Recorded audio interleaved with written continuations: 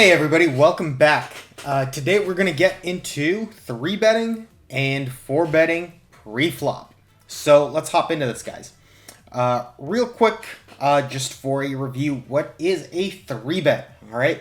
Whenever you see a number before a bet, it's going to refer to the order that it is placed into the pot on the current street that you are currently going on. So pre-flop, the first bet to go in is always the big blind. It's what creates the action. So that is going to be the 1-bet, whatever the big blind is.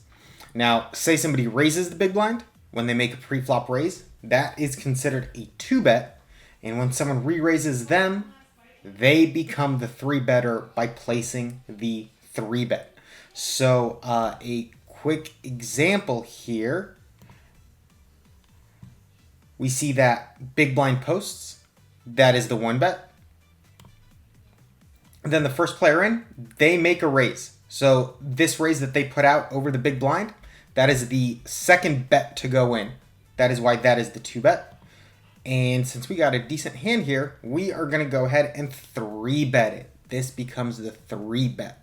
That is how these numbers work. So say that somebody chooses to re-raise us, that will then become the 4-bet. And this player decided to go all in, but if they didn't and we were to go all in over them, that would be the 5th bet or the 5-bet. So that's kind of how that whole spiel works. All right. So what is it really that incentivizes a player to go ahead and bump the price of admission up? That is going to be value. Value always drives our aggressive actions. We talked about the theory side, where we want to have bluffs and we want to have bluff catchers to balance ourselves out. But all that balance only becomes necessary when you need to play against someone playing perfect to protect your value range. It is value that always drives betting.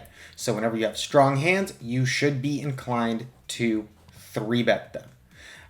There are cases where you might want to 3-bet to isolate the pre-flop raiser. Say, for example, the first player in bumps it up to 2 big blinds and then a bunch of fish call after him and you're on the button and you have something like, ace 10 offsuit, right? You can put in a 3-bet because there's a lot of money out there that incentivizes you to scoop it up. So we call that an isolation raise because we are trying to go heads up with that first player, right? So that might be a reason why you're 3-betting.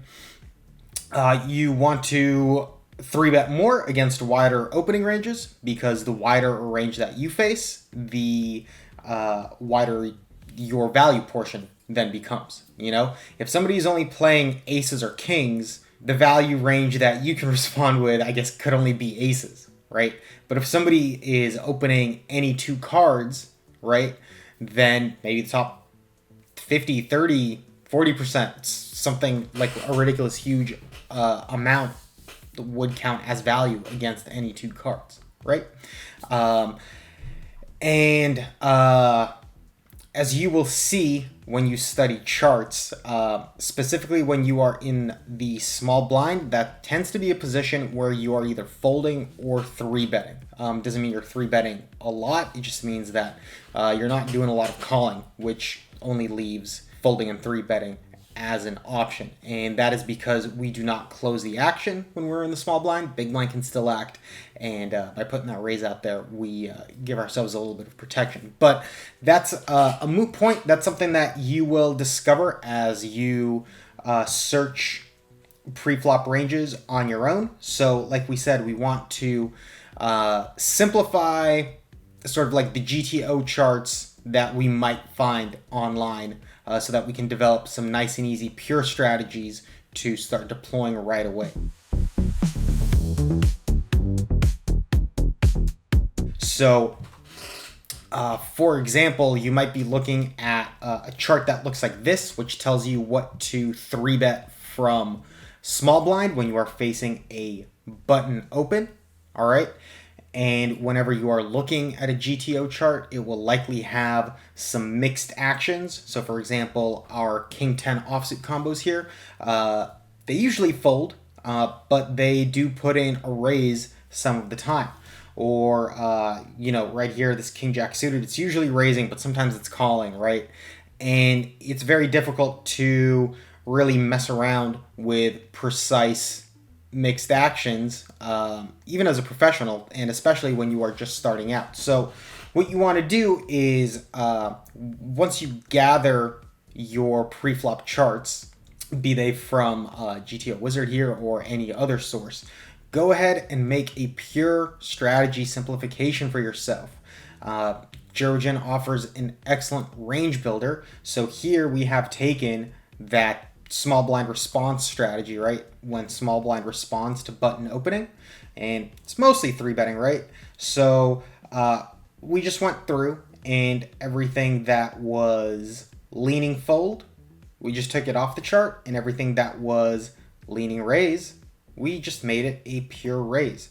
That leaves something like that is much simpler to memorize, to execute in game. So remember, guys, when you are creating your preflop strategies based on GTO charts, go ahead and simplify. It will make everything so much easier for you. All right, and let's move forward. All right, when do we want to avoid 3-betting?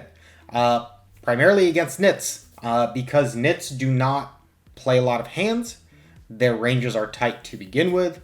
That means our 3-bet range is going to have to be just tighter as well to match that. So avoid 3-betting Nits with the same veracity that you might a reg. And do not 3-bet bluff against fish. Fish do not fold to 3-bets. They will see you through. So reserve your 3-betting range as just value when you go against fish. All right. And you might find yourself sometimes with a great multi-way hand, like, I don't know, pocket sevens that would love to just flop a set. Something like 8-7 suited that would love to make a disguised straight, possibly a flush. These hands tend to play well multi-way, so when you have something like that, if you have the potential to see a flop with a lot of players, some hands just are nice to do that with. So avoid 3-betting those. Go ahead and see that multi-way pot. You can get way more money in against 3 or 4 people than you can against just one, right?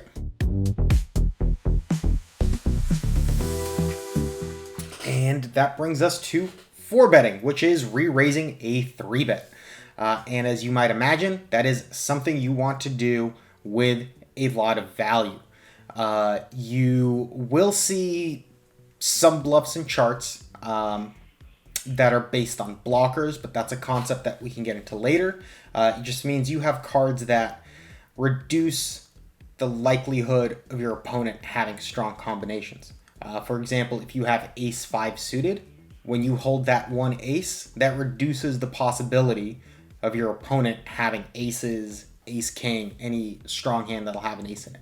And remember that when you are adjusting to ranges, right, what is considered value is going to be different against the tight range versus a loose range. So there are going to be a lot of 4-bet battles that you see happening in positions like cutoff versus button or small blind versus big blind. Why is that? Well, when you are cut off, you're opening kind of wide, so button has a lot of incentive to 3-bet you, right? And that gives cutoff a lot of incentive to 4-bet back, so it does not have to play out of position. Same thing with the small blind. If everyone folds to small blind opens, big blind knows it's up against the wide range, it's going to 3-bet a lot, and that forces small blind to counter with a lot of 4-bets. When you want to avoid 4-betting against nits and fish, same thing, right? So nits play very tight range. Fish start out playing loose ranges, But as you'll discover, the more you play, they really don't 3-bet all that much, which means that when they do, you are up against a very strong range. So make sure you got premiums when you are 4-betting a fish. Similarly, just against any tight range. So for example, say under the gun opens, they make a raise first in, they 2-bet. Then under the gun +1, they 3-bet them, right? Well, that's already indicating a very strong range, because under the gun is going to be the tightest opening range that you can imagine. And if the next player's 3-betting them, they are showing that they have a lot of strength. So if you're next to act and you have something like, I don't know, pocket jacks, you might consider just letting those go, even though it's a very strong hand, because you are up against very tight ranges. One last thing to think about: when you are in position, you might want to trap someone. So for example, you are button, you go ahead and you open the pot, and small blind 3-bets you, right? And say you have like aces, right? Sure, you could 4-bet, but that is also an excellent opportunity for you to trap with some strength. Small blind is going to expect your 4-bet range to have all those premiums like aces in there, right? So you disguise the strength of your hand, right? It's not going to be that hard to get all the money in when you're in a 3-bet pot anyway. So just something to think about. Protect your, 3-bet flatting range by trapping sometimes when you are in position. So it's a bit of an advanced concept. Maybe we will revisit that later. But in general, just keep in mind 3-betting and 4-betting ranges are driven primarily by value, and what is considered value depends on the range that you face. So go ahead and study the charts. There are a lot of them out there.